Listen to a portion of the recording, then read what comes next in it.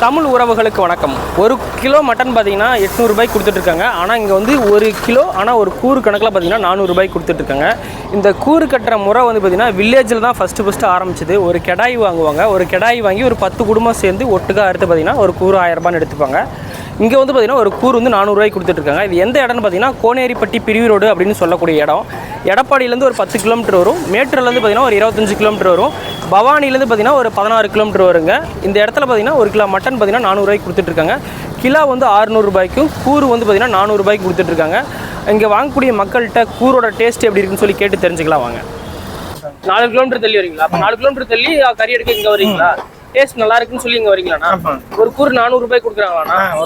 இல்லை கம்மியாக கொடுக்குறேன். எடை போட்டு பார்த்தோம்னா 950 950 வருது.